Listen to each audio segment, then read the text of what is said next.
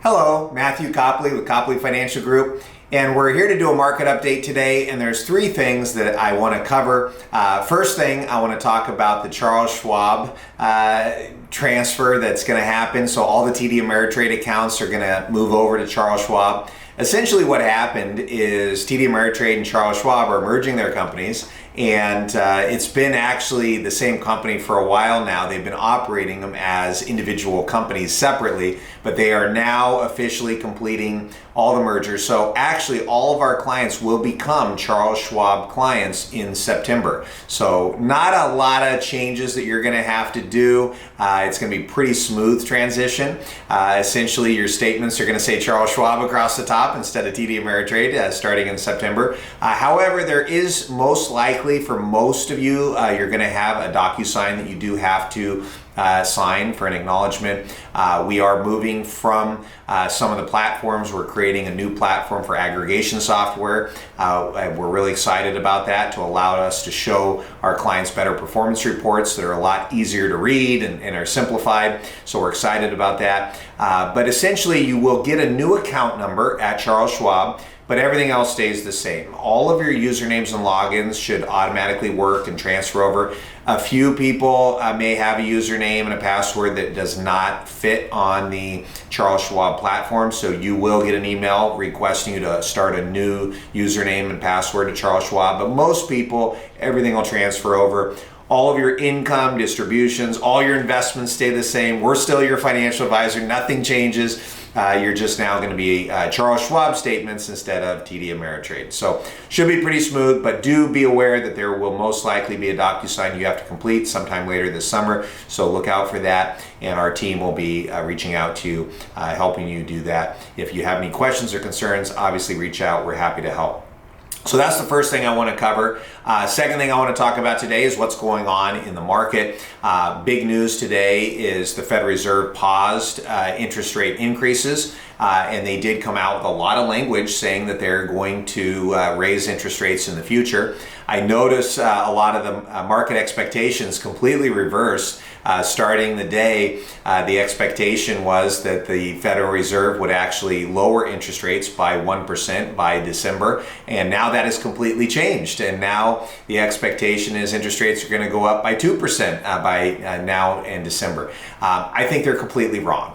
And so this creates a really good opportunity for us. I do not believe the Fed is going to raise rates again. I think this is it. I think this pause is now going to be the end of the interest rate increases. I think the next move is probably going to be down.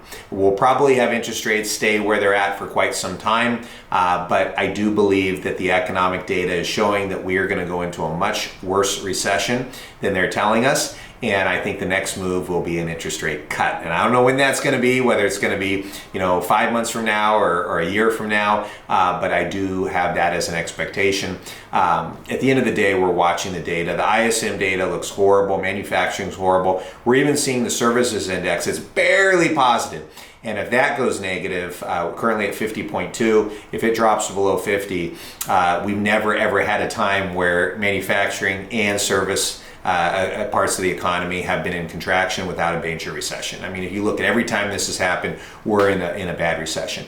If we look at history, the expectation is once the Fed starts raising interest rates, about 18 months out is when the recession starts. We're about 5 months away from that right now. So we would expect November or December to be when the recession starts based on historical data. Obviously, it's never perfect. There's always a plus or minus, but we're watching out for this. We're keeping your investments in just the right spot. And since everyone thinks that the Fed is still tightening rates and they're going to do another rate increase in the future, it creates an opportunity because we're pretty confident that's not going to happen. So that's a little bit of a market update on what's going on and our expectations. Again, the data doesn't look good. We're staying very defensive. We're going to make sure that we've got a lot of money in protected investments. So if this recession gets a lot worse, you don't lose. And then we'll have an opportunity in the future to get more aggressive and make some great returns. But our focus right now is definitely more defensive, and the data is definitely telling us that this recession is going to be a lot worse than they're telling us. Finally, the third thing I want to talk about today is the fact that I'm going to be going out of town on vacation in July.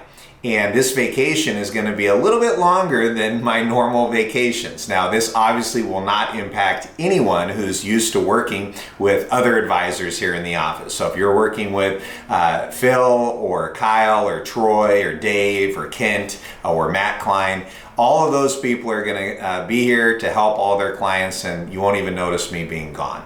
However, people that are working directly with me, that normally work with me direct, I want you to be aware that I am going to be out of town. I actually leave on July the 9th, and I come back on July the 30th. So about 3 weeks. I'm usually not out of the office for that long. I am going to stay up to date on everything going on with the market. And I actually plan on doing a market update while I'm gone from an iPhone. So we'll make sure you let my wife know how good she is with her camera work on the iPhone while we're on vacation. But I am going to be keeping an eye on everything. For those of you that do work directly with me and you need help with one of your accounts, or you need a review, or you need to talk to someone, you're more than welcome to call the office. We have 5 advisors here in our San Diego office that can talk to you about your accounts, and they're more than happy to work with you. So the fact that I'm not in the office should have no impact on any of our clients, including the ones that normally work directly with me. But we're going on a big trip, and when I do my market update, when I'm out of town, I'll tell you all about where I'm at, what I'm doing, so look out for that. And I just wanted to make sure everyone's aware of my plans this summer. I want to make sure I get out there and do some family trips. The kids are all getting older, and so my oldest just graduated from high school, so it's a big deal. We want to do some big family trips before they all fly out of the nest. So I hope that was a good market update, and look forward to seeing our Mission Valley office very soon.